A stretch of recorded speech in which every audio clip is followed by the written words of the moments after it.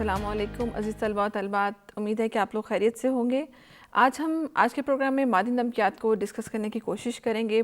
पहले जो है आपने हमारे बहुत से दूसरे प्रोग्राम्स में आपने हमारे जो हैं ग़िज़ाई अज्जा उनके बारे में आपने बात की होगी, कार्बोहाइड्रेट्स के बारे में सुना होगा, प्रोटीन, विटामिन्स और इनके बारे में। जो एक और बहुत ही इम्पॉर्टेंट ग़िज़ाई अज्जा जिसकी अहमियत से हम बिल्कुल इनकार नहीं कर सकते, वो है मादी नमकियात या मिनरल एलिमेंट्स। जब बात की जाती है मादी नमकियात की या मिनरल एलिमेंट्स की, तो इनकी हमारे जिस्म में जो ज़रूरत है वो मैक्रो मिनरल्स यानी कि प्रोटीन्स, कार्बोहाइड्रेट्स और फैट्स की तरह ज़्यादा नहीं होती, लेकिन इनकी अहमियत से जो है आप बिल्कुल भी इनकार नहीं कर सकते, बिकॉज़ ये वो एलिमेंट्स हैं जिन्होंने मैक्रो एलिमेंट्स को जो है साथ लेकर के चलना है, उनकी मदद करनी है और जिस्म के तमाम अफ़ाल को बेहतरीन तरीके से सरअंजाम देने में मदद करनी है। जब हम बात कर रहे होते हैं मादी नमकियात की, तो इसमें सरफ़हरिस्त हमारे पास तकरीबन 29 किस्म के मुख्तलिफ़ किस्म के जो हैं वो मादी नमकियात आ जाते हैं। इनमें से बहुत का नाम तो आप रोज़मर्रा ज़िंदगी में टीवी चैनल्स पे खाने पकाने या खाने के प्रोग्राम्स में या मुख्तलिफ़ किस्म के इश्तहारात में, दूध के इश्तहारात में ख़ास तौर पर जो है वो सुनते होंगे। इसके साथ साथ हड्डियों की मजबूती के हवाले से जब बात की जाती है, दांतों के हवाले से जब बात की जाती है और खून बनाने वाले ज़रात के हवाले से जब बात की जाती है, तो ज़रूर कहीं ना कहीं इनका जिक्र जो है वो आ जाता है। जब हम बात करते हैं मादी नमकियात जो कि 29 किस्म के हैं जो कि जिस्म में पाए जाते हैं, इसमें से 16 मादी नमकियात ऐसे हैं जो कि बाकी 13 मादी नमकियात की निस्बत ज़्यादा अहमियत के हामिल हैं। इनमें से कौन से ऐसे मादी नमकियात हैं जो बहुत ज़्यादा अहमियत के हामिल हैं? कैल्शियम है, फास्फोरस है, आयरन है, क्लोरीन आ जाता है, तांबा आ जाता है। इसके साथ साथ फास्फोरस जो है, ये सब वो एलिमेंट्स हैं जो कि सरफ़हरिस्त हैं। ये तमाम मादी नमकियात जो हैं ये जिस्म में किसी न किसी तरीके से केमिकल कंपाउंड की सूरत में यानी कि कीमियाई मुरक्कबात की सूरत में मौजूद होते हैं। इसके साथ जब हम ये बात करें कि इनका एलिमेंट क्या है, ये किस तरीके से बनते हैं या इनके आपस के जो कंपाउंड्स हैं वो कौन कौन से हैं, तो उसमें oxygen, carbon, hydrogen and nitrogen जो है वो ये डिफरेंट आपस में रेशोज़ के साथ मिलकर या परसेंटेज के साथ मिलकर ये मादी नमकियात को तश्कील देते हैं। जब हम बात करते हैं कैल्शियम और फास्फोरस की, तो इसमें तकरीबन 2.3% तक जो है ये एलिमेंट्स मौजूद होते हैं। इसके अलावा आयरन की बात की जाए तो इसमें 0.0004, आयोडीन की बात की जाए तो 0.00004 जो है वो परसेंटेज के तौर पे जो है या फ़ीसद के तौर पे जो है वो पाया जाता है। तमाम ये मादी नमकियात जो हैं ये इंसानी जिस्म में अपने ख़ास हालत में नहीं पाए जाते, मैंने आपको बताया, बल्कि ये मुरक्कबात की शक्ल में पाए जाते हैं। उसका एक फ़ायदा ये होता है कि जब अगर एक किसी किस्म की कमी हो जाए जिस्म में, तो हमारा जिस्म फ़ौरन किसी दूसरे ज़राए से उसकी कमी को पूरा करने की कोशिश कर रहा होता है। जब हम बात करते हैं मतवाज़न ग़ज़ा की, तो उसका मकसद ही ये है कि हम ऐसी बैलेंस डाइट इस्तेमाल करें कि ये तमाम हमारे जो ग़ज़ाई अज्जा हैं ये उनको कवर अप करे या उनकी ज़रूरियात को जो है वो पूरा करने की कोशिश करे। और अगर खुदा न खासा हमारे जिस्म में किसी एक किस्म के ग़ज़ाई अज्जा की या ग़ज़ाई जुज़ की कमी हो गई है, तो दूसरे ग़ज़ाई अज्जा जो हैं वो उसकी कमी को पूरा करने की कोशिश करें।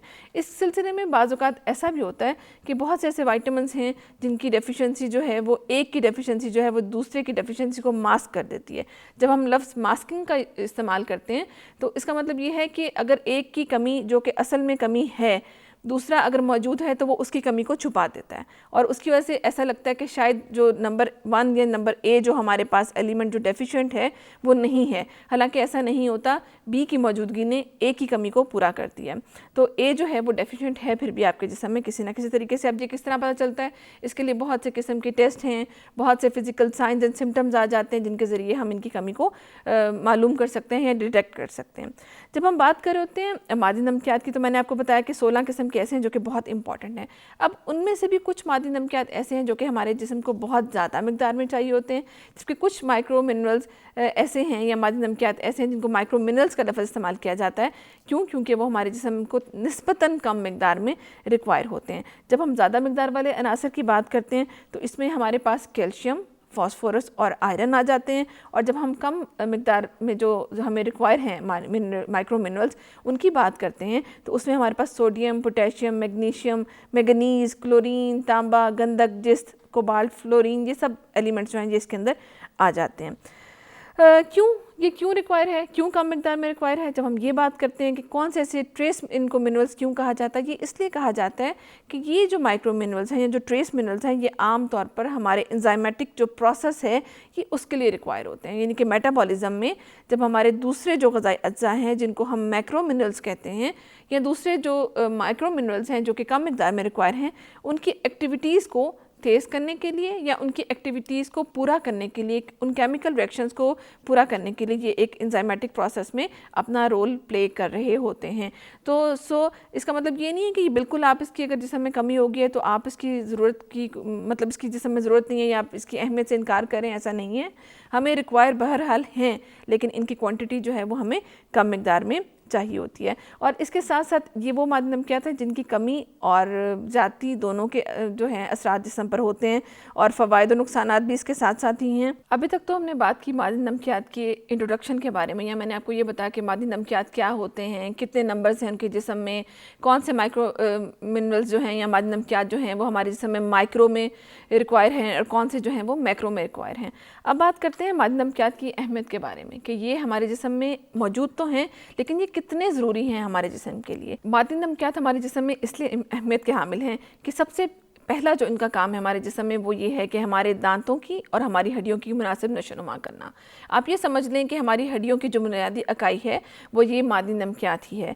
इसके साथ मादी नमकियात हमारे पट्टों की नशोनुमा में मदद करते हैं और वक्त के साथ साथ या रोज़ाना की बुनियाद पर जो भी तोड़ फोड़ होती है उसकी मरम्मत करते हैं। इसके साथ साथ हमारे दिल की हरकत को दुरुस्त रखने में या दिल के धड़कने को दुरुस्त रखने में भी मादी नमकियात का एक इम्पॉर्टेंट रोल है।